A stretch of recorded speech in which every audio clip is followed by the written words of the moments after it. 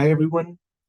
In this video, I'm going to give you information that proves that the Byzantine text existed before the Caesarean text, even before the Alexandrian or Egyptian text. So if you're an advocate of the Byzantine text form, this would like you. And if you're an advocate of the recent eclectic method, then I'm pretty sure you haven't heard about this. I'm going to introduce you to the work of Dr. Leslie McFall. He passed away in 2015, but he left behind several drafts of his research. His research is groundbreaking, but it was not published in the academia. He finished in May 2015, and then he passed away in November that same year. But his relatives have uploaded his research on a website where you can freely download all his research on demand.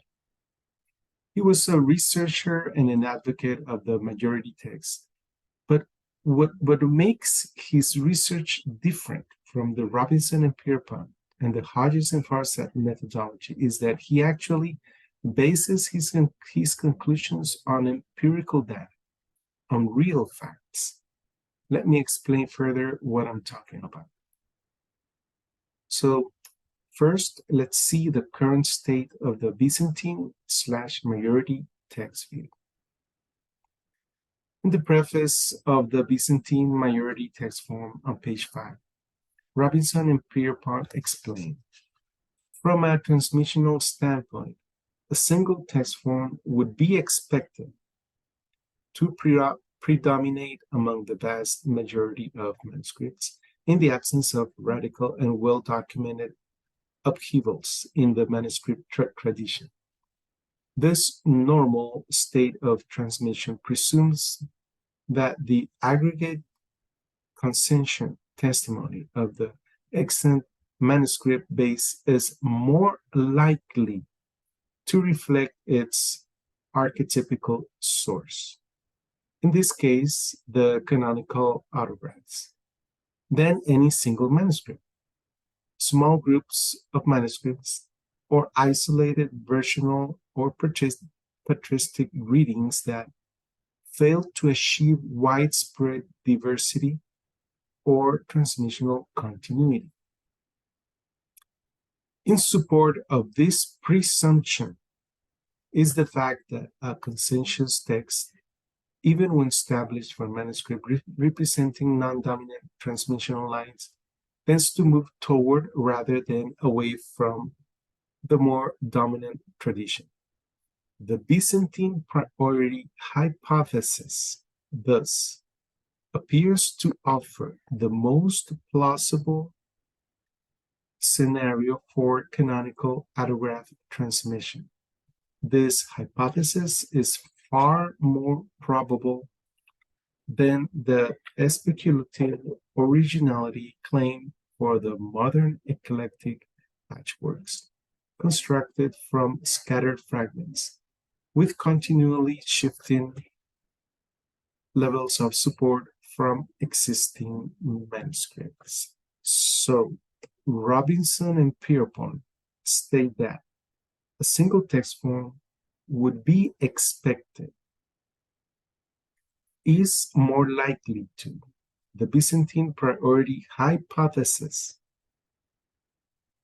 thus appears to offer the most plausible. This hypothesis is far more probable.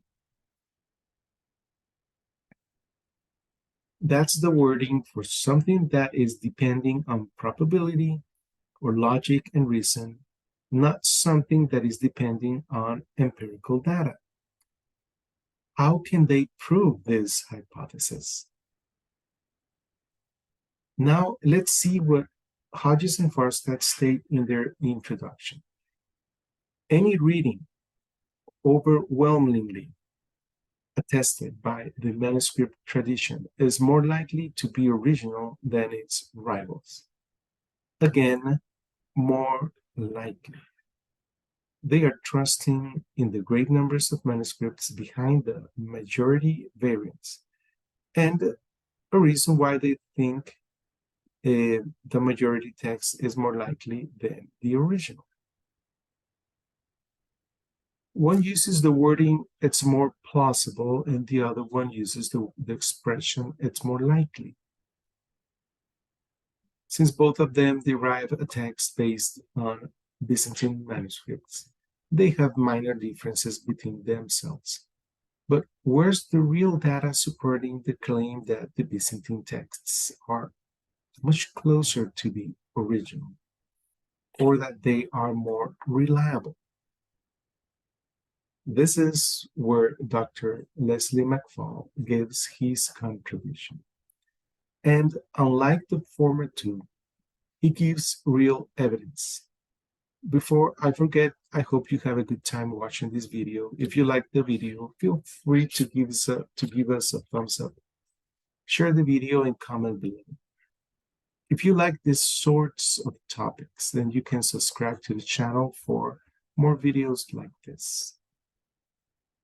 Today's topic is McFall, the significance of split text types. Dr. Leslie McFall was a British scholar who dedicated his life to the study of the Old Testament and then to the majority text of the New Testament.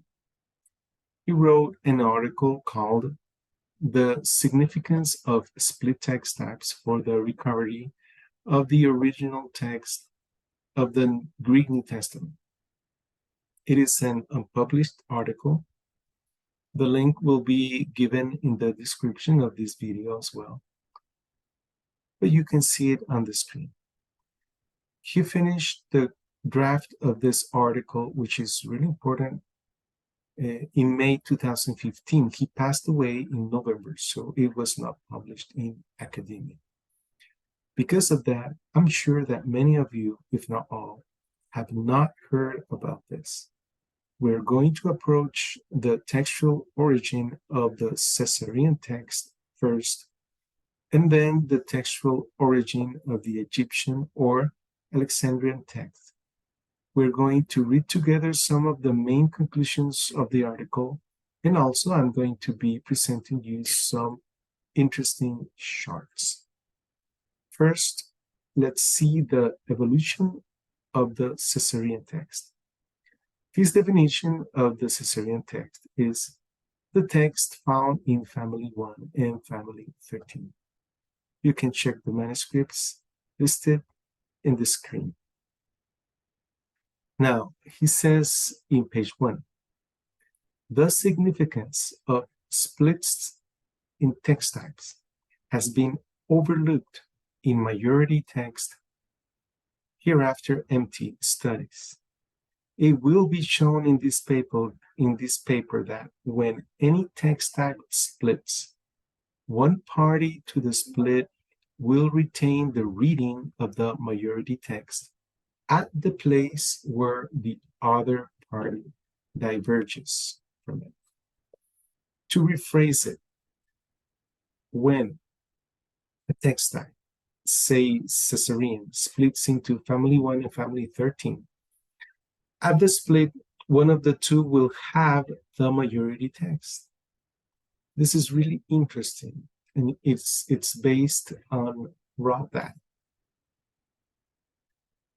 On page 2, Dr. Leslie McFall says, it was discovered that when the Caesarean text splits into a Family 1 and Family 13, one or other family of manuscripts always agrees with the Byzantine reading at the point of disagreement, bar a handful of exceptions, just 6 cases. He gives us this chart, and I understand it's a big chart on a small screen, but no worries because I'll be zooming in.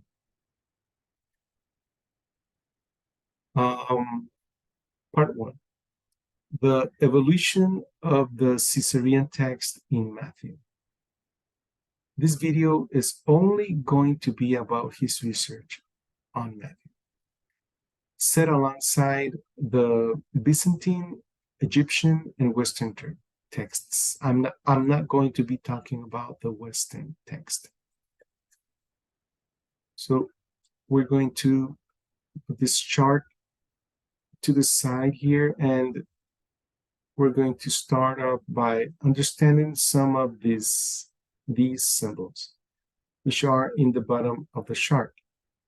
The oval shape represents a Byzantine reading. The rectangular one represents an Alexandrian or Egyptian reading. And these other two shapes, I think this is a rhomboid and the other one is maybe a double trapezoid or something like that. These represent Caesarean readings.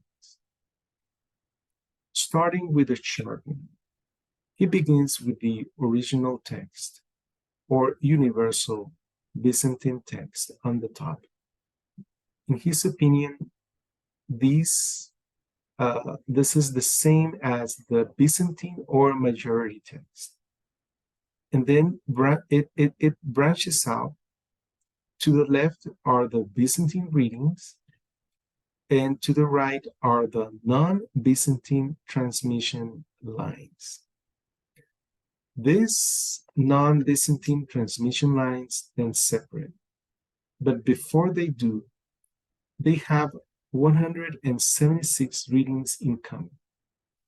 In the next video, I'm going to be explaining more about these 176 readings, which comprise what he calls list 1. There is a lot of information about this list 1. And for him, it was a crucial piece of evidence. So we're going to leave that for the next video. And right now, we're going to focus on the early Caesarean text. As I was saying, before splitting into the Caesarean and Egyptian lines, these non-Byzantine transmission lines are comprised of 176 readings, in which the Caesarean text and the Egyptian text agree with each other and disagree with the Byzantine readings. The non-Byzantine transmission lines comprise the rest of the chart. The non-Byzantine transmission lines further branch into two parts. To the left is the early Caesarean or United Caesarean text, the circle in blue, and that's to the right. That's to the left. And to the right is the early Egyptian text. Now, the early Caesarean text is comprised of the variants found in both Family 1 and Family 13 manuscripts at the same time.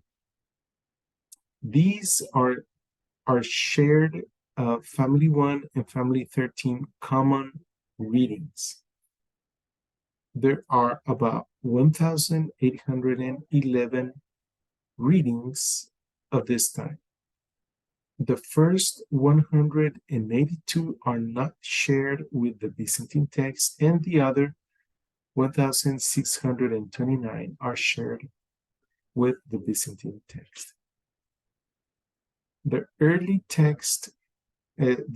Caesarean text further splits into Family 13 and Family 1.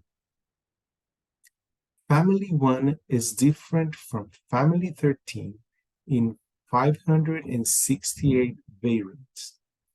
In these 568 readings, the manuscripts of Family 1 have different variants than the manuscripts of Family 13.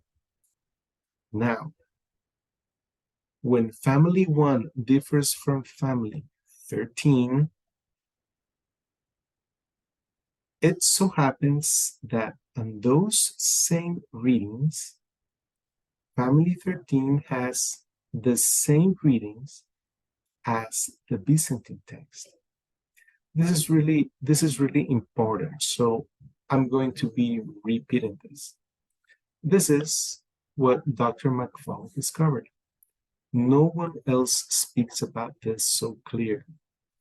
It was known starting from 100 years ago by Split and others that the Caesarean text intermingles with the Byzantine text, but Dr. Leslie McFall explains it more clearly by saying that when family 1 splits away from family 13 retains the Byzantine readings, which means that when the creator of family 1 had in front of him his exemplar, he strayed away 568 times from the United Caesarean text. Now, I've only explained this halfway through, but let's go on and I'll explain this better later. Moving on to the family 13 split. It consists of 491 variants. In these variants, family 13 manuscripts have a different reading than family 1 manuscripts.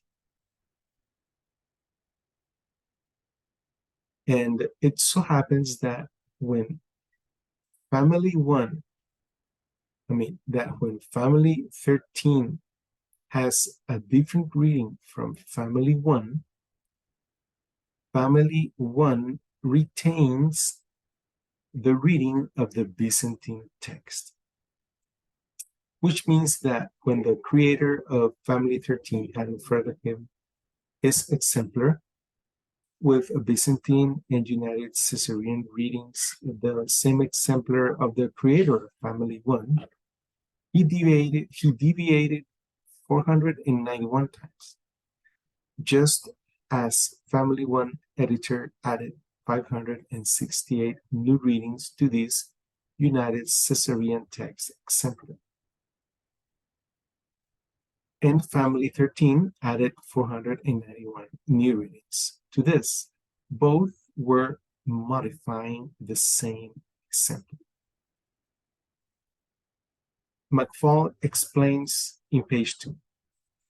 It was discovered that when the Caesarean text splits to family 1 and family 13, one or other family of manuscripts always agrees with the Byzantine reading at the point of disagreement, bar a handful of exceptions, just 6 cases. All the variations added independently by family 1 and family 13 are about 1,060.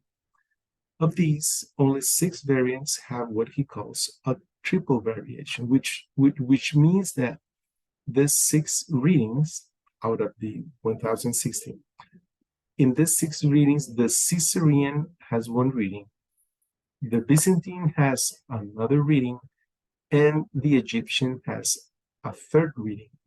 But this is rare.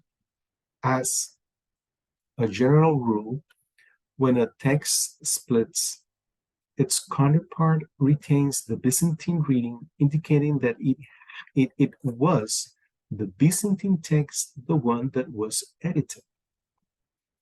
Other way of putting it is, someone took the Byzantine text form and changed it in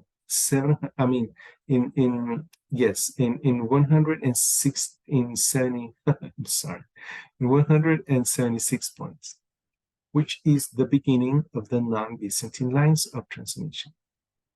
Those 176 are the United Caesarean and Egyptian variants. Then someone took that exemplar and made 182 changes to create the Caesarean text. Those 182 variants are different from the Byzantine text. These 182 readings appear both in family 1 and family 13 manuscripts. Further, someone took the exemplar of the early Caesarean text and added 568 8 new variants that are specifically from family 1, but didn't make any other changes. So in those 568 readings, family 13 retains the Byzantine readings. The person who created family 13 took the same early Caesarean exemplar and changed the text in 491 places.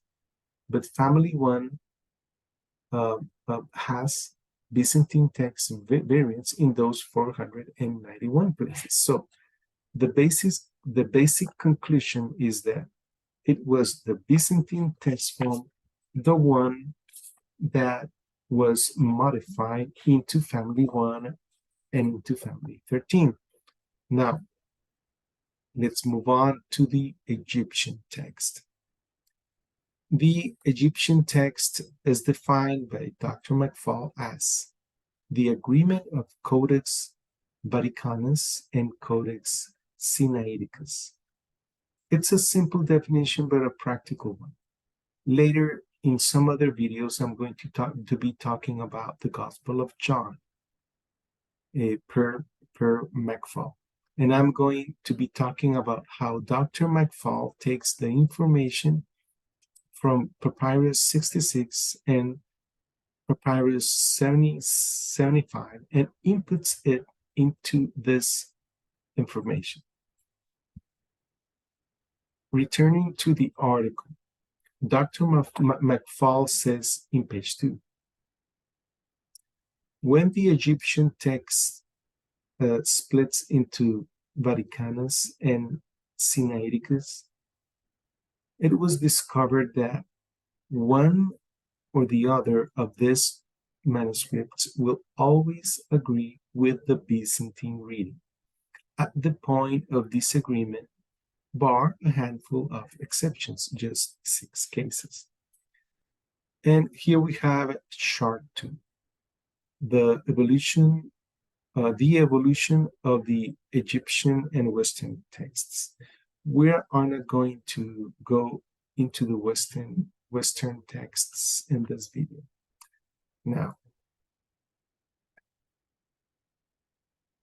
he starts this chart with the same universal / original text, which branches out to the Byzantine to the left and the non-Byzantine transmission lines to the right, which I already emphasized that it consists of 176 readings that are common to the Caesarean and Egyptian texts. So this 176 are common to both United texts. Now, let's see the early Egyptian text.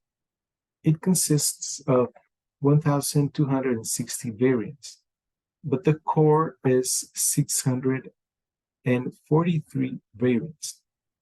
And these core variants, the Vaticanus reading is the same as the Sinaiticus reading, and at the same time different from the Byzantine text form.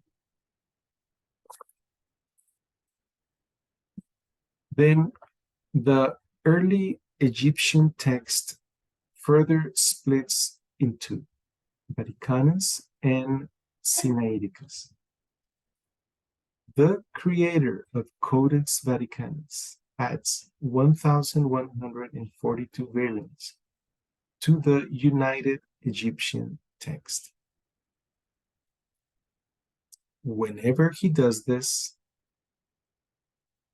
the other representative of the United Egyptian text, Codex Vaticanus, has a different reading than that of Codex Sinaiticus, but retains the Byzantine readings.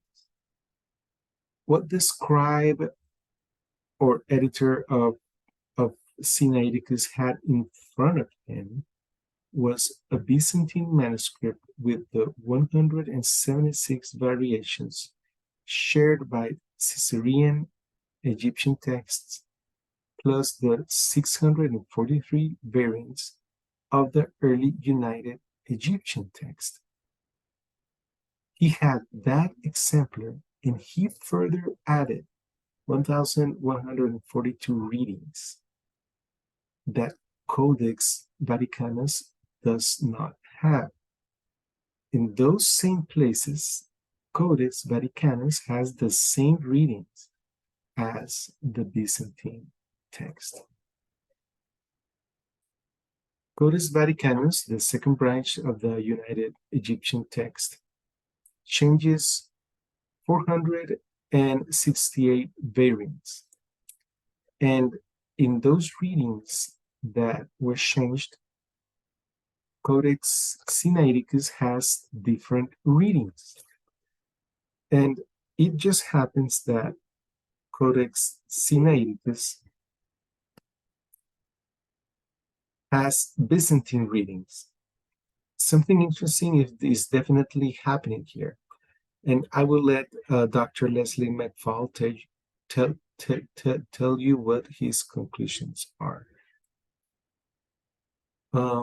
It is obvious, he says on page 3, of these statistics that when a split occurs in either the Caesarean or the Egyptian texts, one of the parties from each text type will always be identical with the Byzantine text. Now, there's a third chart. This is chart 3 in the same article. Here we have the evolution of the Caesarean and Egyptian texts in Matthew. Every variant of family 1, family 13, Vaticanus, and Sinaiticus collated against the Byzantine Koine text. In this chart, he united both the evolution of the Caesarean and of the Egyptian texts, separated with a black bar in the middle of the chart. This bar divides the evolution of the Caesarean text on the left from the evolution of the Egyptian text on the right. The non-Byzantine transmission lines in this chart are in the center. And at the right and left side, it says Byzantine Universal Text. What's happening here is that he's using the same information, but he's ordering the half that's on the left side of the chart that pertains to the description of the Caesarean text in a different way from the readings in the right part of the chart. He's using the same data for both texts, but he's ordering the lists or groups of variants in a different order. He's using from top to bottom, list 2, list 4, then list 14, then list 21 in the left side, and in the right side, he's using from top to bottom, first list 4, list 3, list 7, list 6. Don't worry about this. I'll be explaining more of what these lists mean, and I'll be doing that when we speak about the database of the Gospel of John. In the next video, I'm going to be talking about the 176 variants of the Caesarean text. And on the third video, starting from this one, I'll be talking about the Gospel of John, and there we'll be entering more and more into the methodology of how Dr. Leslie McFall manages the information to get his conclusions. It's an incredible work. I think he must have invested some 10 years of his life doing this. So we have that the early Caesarean text splits into family 1, family 13, and when family 1 splits from the United Caesarean text, The family 13 variants are left untouched and are Byzantine variants. And when family 13 splits from the United Caesarean text, family 1 variants are left untouched and are the same as the Byzantine text. When the Egyptian text splits into Codex Sinaiticus, Codex Vaticanus retains the Byzantine readings at those same spots. Then, when the Vaticanus splits away from the United Egyptian text, at those same places, Sinaiticus retains the Byzantine variants. For this to occur, says Dr. McFall, the text underlying the Caesarean and the Egyptian texts must be the universal Byzantine text. It is the purpose of this article to put forward the evidence for the view that it is the universal majority text that other text types have modified. In other words, the majority text is the base text. So the main issue is not which manuscripts are older, but which text is older, the Byzantine or the Alexandrine. Which came first? Which one was edited or changed? Because textual critics affirm that the Byzantine text is recensional in nature, and that it is the corruption of the Alexandrian / neutral text. But now we see conclusive evidence that it is the other way around. Again, Dr. McFall declares, for this to occur, the text underlying the Caesarean and the Egyptian texts must be the universal Byzantine text.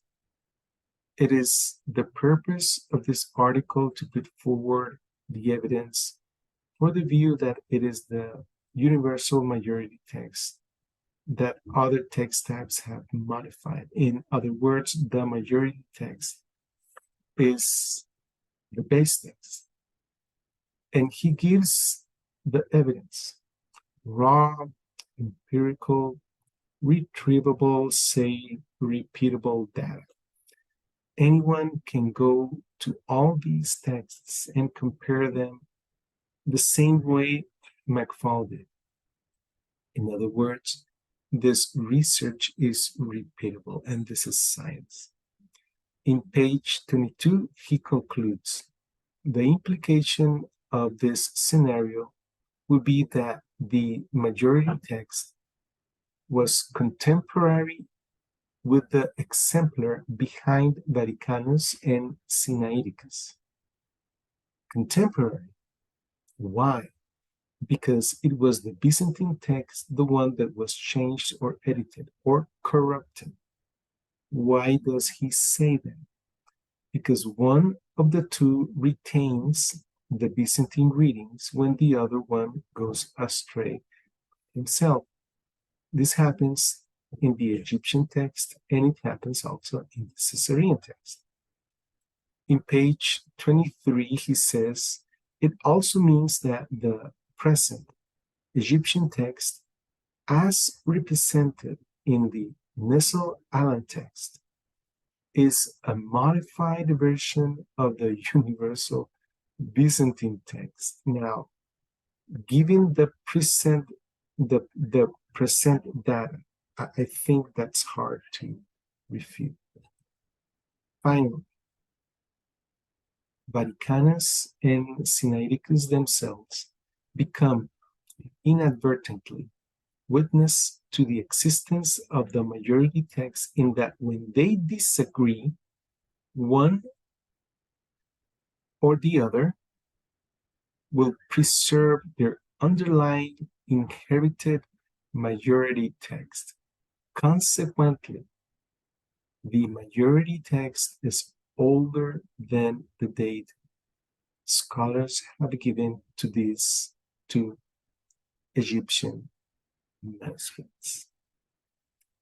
If you like this video, don't forget to give us a thumbs up and share this video. You won't hear this information anywhere else. Also, subscribe.